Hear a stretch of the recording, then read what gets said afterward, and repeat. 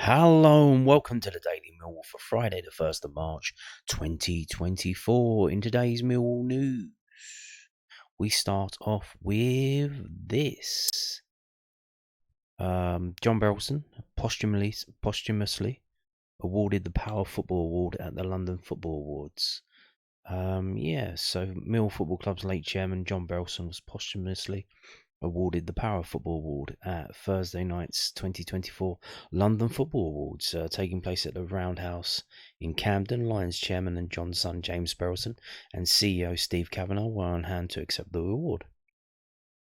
So there you go. And a video showing the incredible impact John had on the club and the legacy he left is free to air on Millwall TV below. You've just got to log in with your Millwall profile, and I recommend, it's well worth a watch.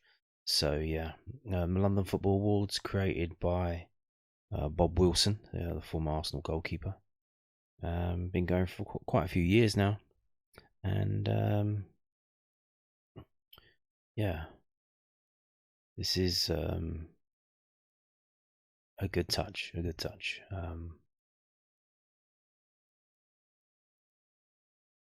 Good to see.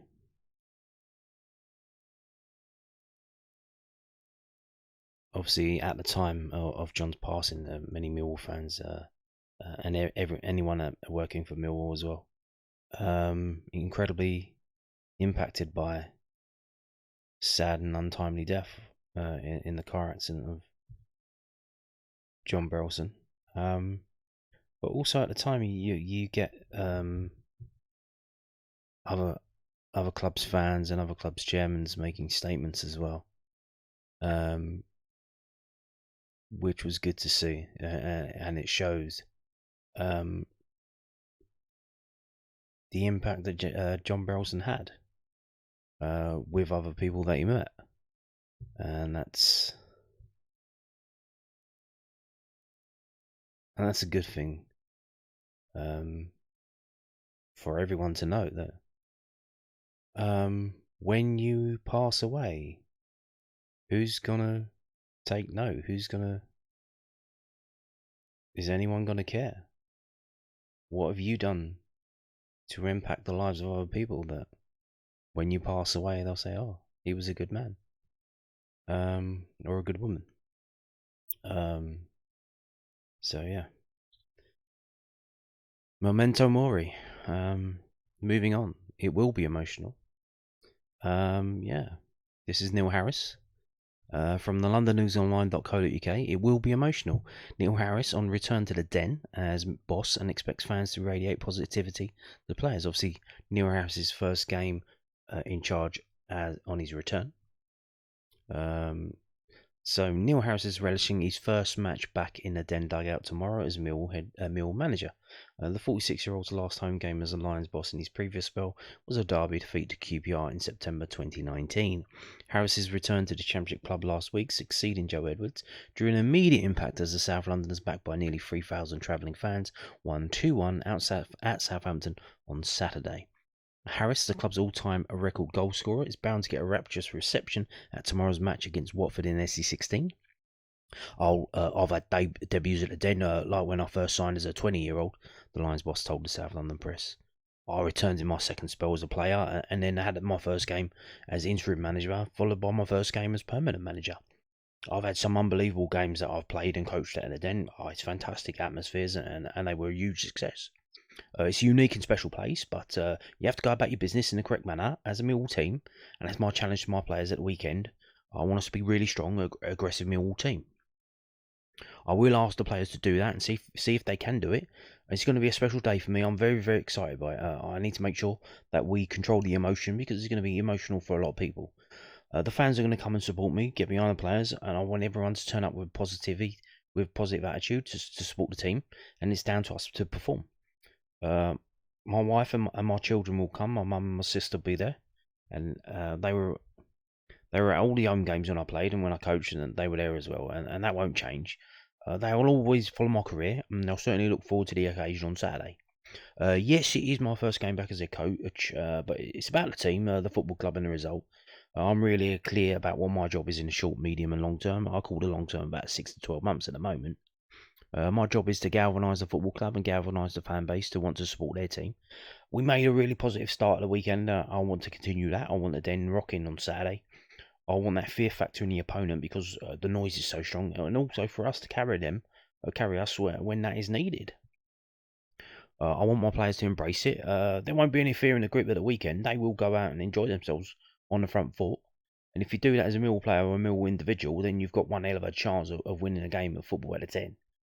Japhet Tanganga scored his first senior goal in the victory over Southampton with Zion Fleming's spot kick, restored the Lions' lead against after Che Adams had equalised. But Harris was also quick to praise keeper Matija Sarkic for his late stop to deny Adam Armstrong. Oh, there's no difference between Zion Fleming's penalty to Matty's save. Both are as important and help us win the game, said Harris. There are big moments in that game, and it's just build that belief and confidence in the individual. That then gives confidence to the group, which then gives them confidence to the football club. Matty's kicking was excellent. His decision making was good. From when I walked into the building, every player goes back to start at zero. I only picked the 11 who I thought could do the job, and I'll do the same for this game. Every player will get the same confidence, support, and guidance from me while they are here. My message to Matty was just to go out and play and be yourself, and he did. And that's the level of performance he set after one game for, under me. And I hope he can keep raising those standards game after game. There you go. Neil Harris. Positivity from the Millwall fans. Are you going today or tomorrow? Yeah. So, moving on to this. Danny McNamara, also from the londonnews.online.co.uk. Danny McNamara, win over Saints proves Millwall can produce goods against anyone in the Championship. Danny McNamara reckons that Millwall's victory at Southampton last weekend proves that they have the quality to mix it with any opponent in Championship. Japhet Tanganga and Zion Fleming scored for the Lions as they won an away league fixture against the Saints for the first time since 1989, when Les Briley and Tony Cascarino were on target at the Dell. More importantly, the 3 points banked in Neil Harris's first match back in charge of the Lions ensured they did not drop into the bottom three despite fellow safety scrappers QPR and Huddersfield Town being victorious. The win on Saturday has lifted the group massively, said McNamara, who played on the left of the back four at St Mary's Stadium. The new manager coming in has freshened up as well, which is always good. Getting that win is just a little bit of weight off our shoulders. It proves to everyone we're capable of beating these teams, and we are good enough. I just don't think results have shown that, and performances haven't been great of late. Hopefully we can push on at the weekend. McNamara and Billy Mitchell both approached George Savile on the day of the Southampton game, saying they fancied Mill's chances despite heading into the contest with 1 point from a possible 21. I was on the coach and I said to Sav, look, I've got a good feeling about today. I think we're going to get a result. Apparently Bill said exactly the same thing to George. There was just a good vibe going into the game. Neil coming in, he just brings that energy, doesn't he? We know what Neil's about. He's Millwall, everyone understands him, and the lads were on board with that.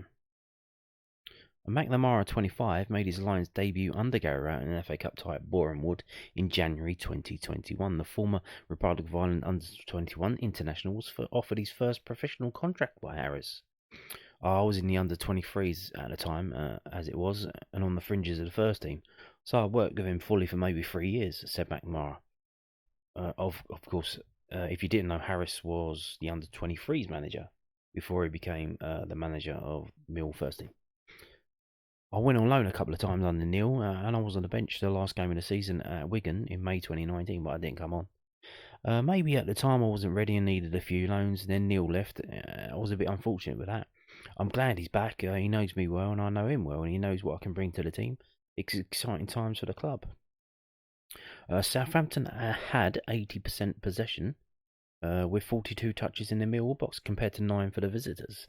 But it felt like the Lions enjoyed the siege mentality and being asked questions defensively. Tanganga made 14 clearances, with McNamara the next most on 6. When you get a result from these type of games, it's always massive relief at the end of it, said McNamara. It is mentally draining. They have a lot of the ball, but you have to be switched on because as soon as you switch off for that 1 second, they can be in. We are defensively a good team, but we just haven't shown that in the last few months. McNamara has played the full 90 minutes in the last 4 matches, the first time he's had a run like that since April. He switched to left back at the start of the second half against Sheffield Wednesday. I know I can play anywhere across that back line, including centre back, said McNamara. I think probably the best part of my game is the defensive side. I love doing that. I feel I've been pretty unfortunate to not play more this season. It's been a bit of an up and down season, but that is football. You're going to have that in your career. You've got to pick yourself up and show why you should be playing every week.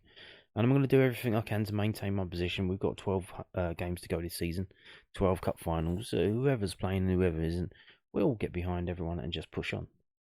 So there you go. Interestingly, he said they thought they could get a result against Southampton, and Billy Mitchell said the same. Is that why they were booked? Do they have an you could say it's naivety, but do they have a confidence? Do they have a blind confidence that they can? Is that what you need?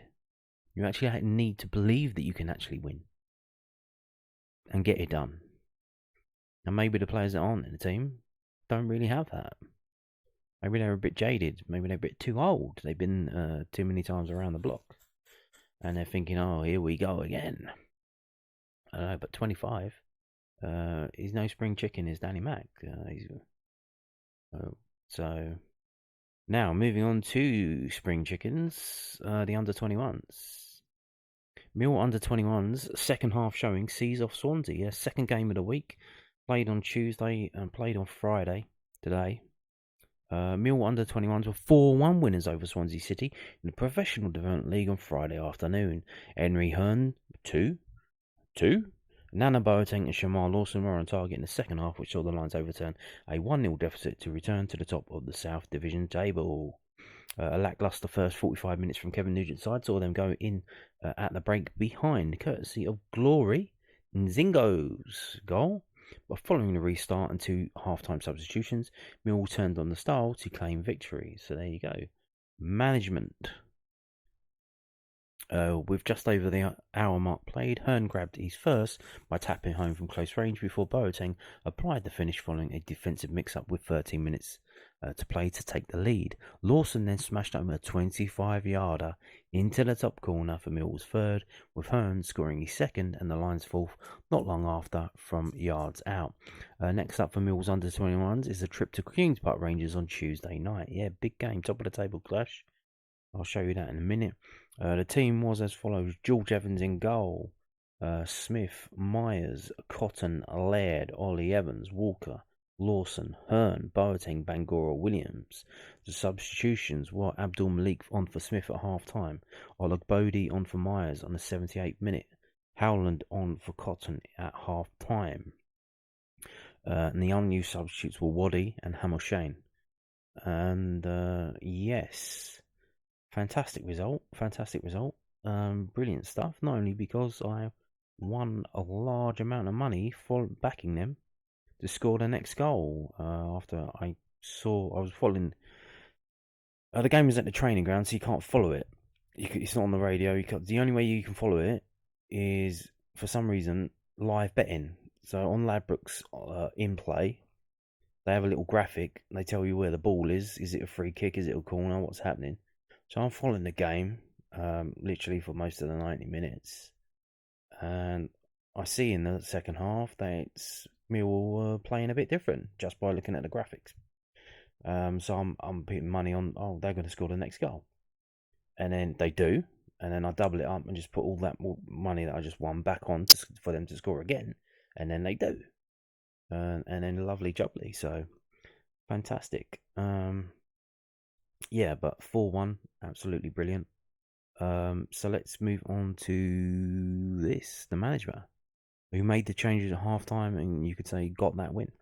So under-21s boss Nugent on Swans' victory. Mill under-21s boss Kevin Nugent praised his side for their second half performance in Friday's 4-1 Professional Development League win over Swansea City. Henry Hearn, oh yeah, we've already seen that.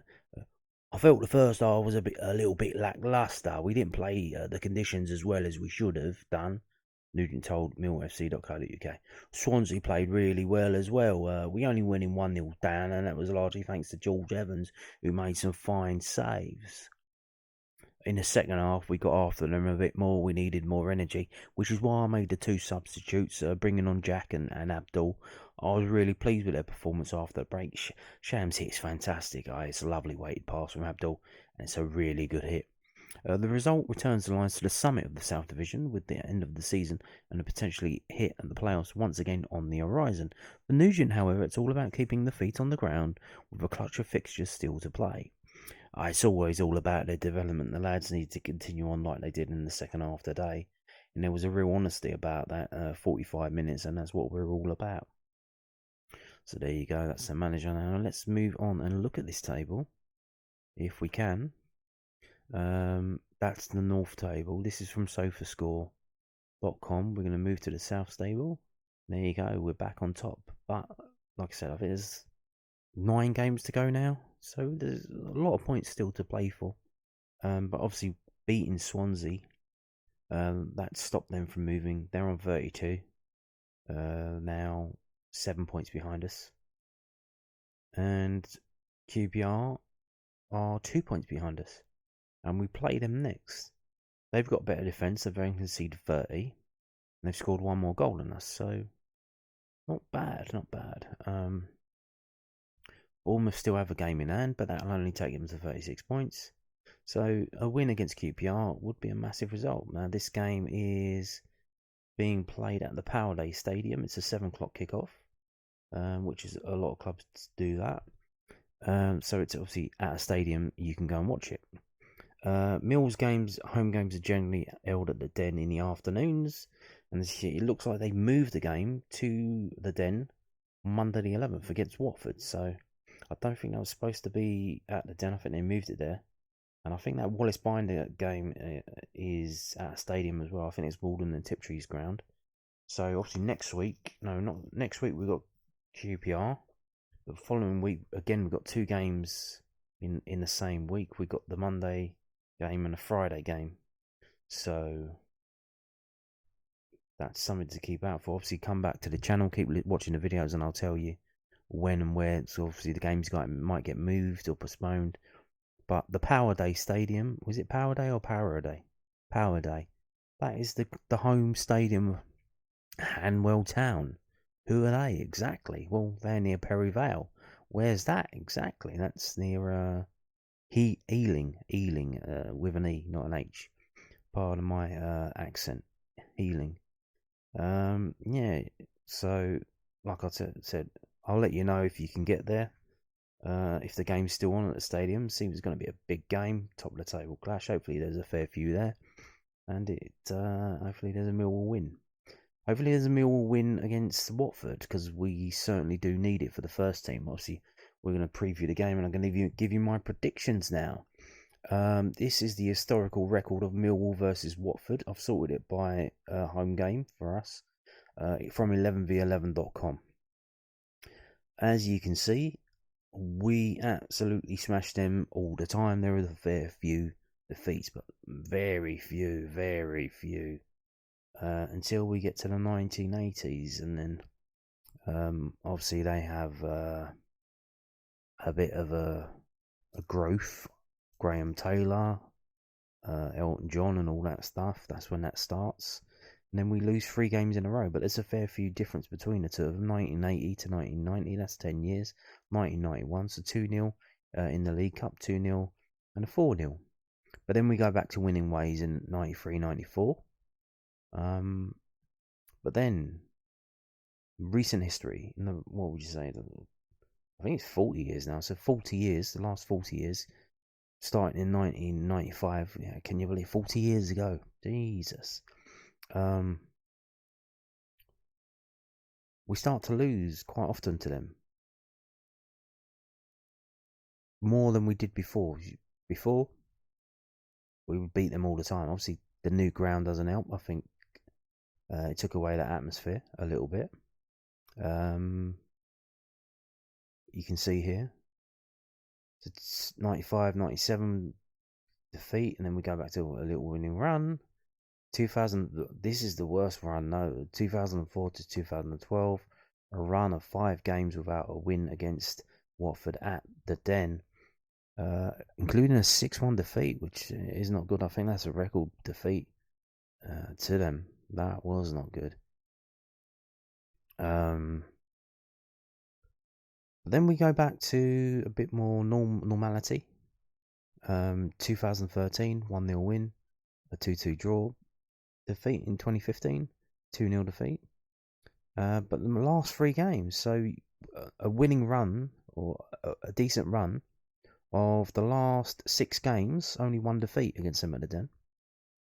Obviously, they have been a bit of a, what would you say, basket case. They've been bought up by some kind of multinational conglomerate who own a football club in various different countries. I think including Udinese, which is a model that's now being copied by various other clubs. You got the Man City, who are owned by, and they own other teams in other countries as well.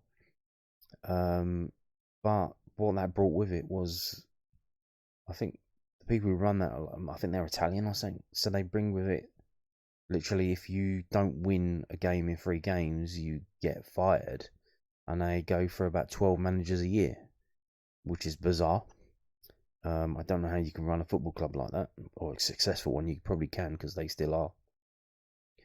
But coming from the Millwall fan we've had Gary Rowett, who worked his way up to being, after 3 years or whatever it was he was here, turned out to be the 2nd longest serving manager in the Championship, and I think the 5th or 6th in the whole of the EFL. So it's just bizarre. That's how it looks like. That's how it is now. You just throw a manager in and then kick him out, and Watford are doing that over and over and over again. There's some rumours as well that if Watford don't beat us on Saturday, that the manager is going to get the tin tack. So we'll see how that goes. But obviously the last 3 results against them: a 1-0 victory in 2017 in the FA Cup, a 0-0 draw in the Championship in 2021, and a 3-0 victory in the Championship last season. So yeah, there you go. We used to beat them all the time. That kind of went away, and now there's some kind of return to, we mostly beat them. So that's interesting to see. Now moving on to this from whoscored.com. You can see here, so the last 6 games at Millwall, not many goals. 7 by us, 4 from them. 9 yellow cards and 12 yellow cards for them. So more yellow cards than goals, which is interesting. Obviously, the last 3 games we've kept a clean sheet in all of them. The last 6 games have had 4 clean sheets in it by us, and only 2 by them. So there you go. It looks like whoever gets a clean sheet gets the win.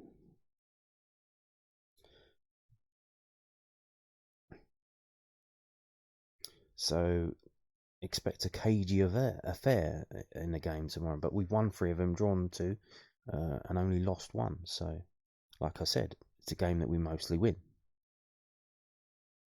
If we scroll down and have a look past this Bulls video, you can see they are actually in 11th place. Very average. They've won 11, drawn 11, lost 12. So, literally about 33% across the board. Win, draw, loss. But they scored 50 goals, but their defence is as good as ours, only conceding 47. But look at the form. Not too good. Same as us. In the last 6 games, they've lost 4. They've won 1 game, and they've drawn 1 game. Now that win was away to Rotherham, who are a League One team in all but name. They're not very good. Whereas we went away to Southampton and beat them. The draw for us was against home to Preston. The draw for them was away to Sheffield Wednesday 0-0. So their 2 decent results in the last 6 have been against 2 teams in the relegation zone. So let's have a look at their defeats then. At home to Cardiff, at home to Leicester, away to Norwich, and at home to another team in the relegation zone, Huddersfield, 2-1. So there you go. So let's have a look at what we're looking at. Home table for us, obviously not too good. Obviously, now we've had a change of manager.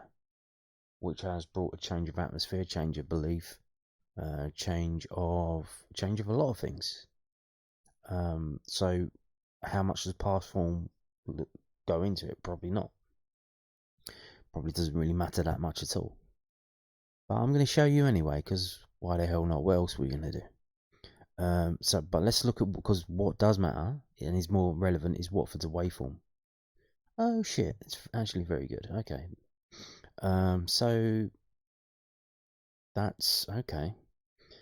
Didn't expect that. So it's their home form that's the problem, is it? So they are the sixth best away team in the league. They have won 6, drawn 6, and lost 5. Although if we beat them, that will make it an even 6-6-6. So there you go. That would be iconic. Mark of the devil there. They've scored 23 goals in 17 games and conceded 24. But that's the same goal difference as us, -1. So interestingly, so their away form is actually not that bad. So are they a counter-attack team? Like I said, I think it's going to come down to who can keep the clean sheet in this game. I think it's going to be a cagey game. Now you've got to remember, in that Southampton game, I don't think it's going to be 80-20 possession again, but I think it's going to be very tight. But our 2 goals came from set pieces, a penalty spot kick, and a free kick that was pinged up to Japhet Tanganga, who bravely went in there and flicked it towards goal. So set pieces might play a point in this. Let's go down and look at the last 6 matches for Millwall at home and the last 6 matches for Watford away. So there you go. Obviously they had a game in the FA Cup that isn't included in their form above. That was a 3-0 defeat to Southampton. So they went to Southampton. Now obviously the Cup, did they rest players? Did they change players? They lost 3-0. We went to Southampton 1-2-1. So but they failed to score. So the 2 away games that they failed to score in is the game at Sheffield Wednesday, the game at Southampton. So a draw and a defeat. But they scored 2 against Norwich in a 4-2 defeat. They scored against Rotherham. They scored 2 at QPR, and they scored 1 at Bristol City. Now Mill's home form obviously probably kind of irrelevant because we've got a manager who knows what he's doing now. But last 2 games failed to score against Ipswich and Sheffield Wednesday. Conceded many goals at home, many goals. 3 against Leicester, 3 against Middlesbrough, 4 against Norwich, 2 against Sheffield Wednesday. Only kept 1 clean sheet, and that was the last time. Is that the last time we won at home? Yeah, it is. The game against Norwich, that famous game against Norwich. That came out of nowhere, and I thought, okay, we've turned the corner here, and we actually hadn't turned the corner. So the last time we won a game at home, we kept a clean sheet. So like that adds even more to it. But I think the clean sheet's going to be vital today. Here's the strengths and weaknesses of each team. I'm not going to go through that. There's the style and there's the forecast. I'm not going to mention them because I don't know what this is because it doesn't really happen at all. So now we're going to move on to this also from whoscored.com. It's the prediction. It's time for a prediction. So here we go.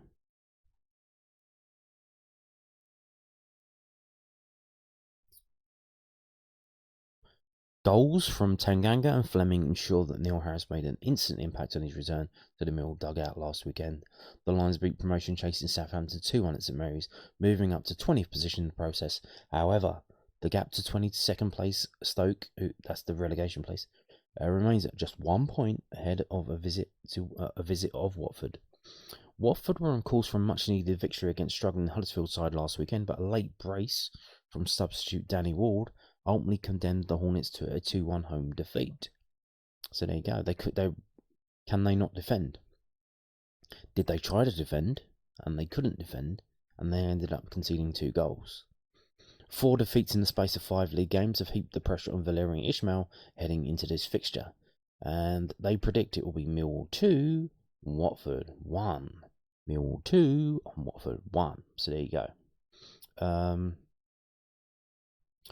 moving on to skysports.com, David Prutton's predictions. What does he predict for Millwall today? Well, let's have a little look, shall we?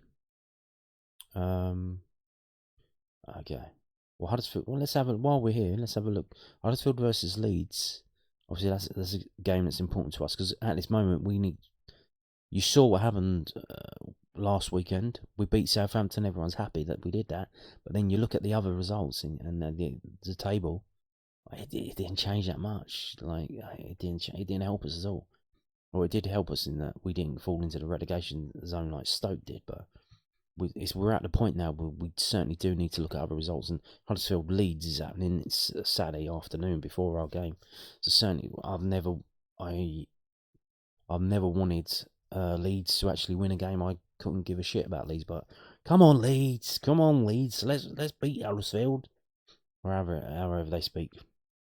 So there you go. Come on Leeds. Birmingham, Southampton. Yeah, maybe we want Southampton to win that. Leicester QPR. Come on Leicester. Let's have it. Plymouth Ipswich doesn't really bother us, does it? Stoke Middlesbrough. Come on Middlesbrough. Come on. What are you doing? But look at Middlesbrough. What have they got to play for? They're 13th in the table. Why would they care? They're 11 points off the playoffs. I mean, fucking hell. This is like... So that's what I'm like... The mid-table is very mid. Because you've got these three teams that are way above everyone else. And you've got a few at the bottom that are way below everyone else. Well, look at Rotherham are way adrift. And everyone else there's so many middling teams this season. Just struggling to get points. You can see here, look at all these teams in the middle. Very few of them, if you look at the graphics, have strung 2 wins together in a row. They win, they lose. They draw, they win. They lose, they draw. Which is very important that if we can get 2 wins in a row, because look at the bottom. QPR got 2 wins in a row, their last 2 games, because it goes the latest on the right hand side. Sheffield Wednesday got 2 wins in a row. We need to get another win in a row today. We certainly do need to beat Watford. It's not going to be the end of the world if we don't. If we get a point, fair enough. But again, look at Watford. They're on the same points as Middlesbrough. What they got to play for? They got nothing to play for. Once they've got they're 6 points off 50, which means they won't go down, and they're 11 points off 6. They got literally nothing to play for. Absolutely nothing. So there you go. So let's go down. Keep going down. So here we go. So David Prutton of Sky Sports predicts Millwall 2, Watford 1. So again, we got. What else have we got? We got Rotherham versus Sheffield Wednesday. Ideally, we would probably want Rotherham to win that or to be a draw, but I mean, Sheffield Wednesday are going to win that, aren't they? And Swansea Blackburn. Swansea, yeah, that would be, if that could be a draw, that would be good. And look at Blackburn. So look at Blackburn. They've got the last 3 games have been draws. They've only had 6 draws all season. So before these run of draws, they only had 3 draws. And then bizarrely out of nowhere, draw. So it would be good if they had another draw. This is statistically unlikely.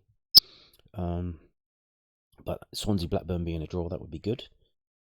But let's go back to Millwall Watford. Like I said, I think the clean sheet is going to be the clincher in this. So I think if Millwall are going to win this, I think it's even a 1-0. I think if it's 1-0 at half time, it could be 2-0 overall or 1-1. If it's 0-0 at half time, I think it's going to be 1-0 to Millwall.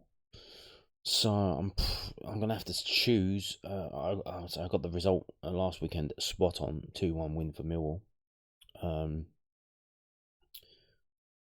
Obviously the weather's not too good. I think it's going to be raining tomorrow. Not during the time of the game though. I'm not too sure, but it's certainly not going to be. It's going to be a bit windy as well. So my 3 options are either 1-0 Millwall, 2-0 Millwall, or 1-1. I think we're going to win. I'm going to go 2-0 Millwall. 2-0. Yeah. So I'm going to go Millwall 2 and Watford 0.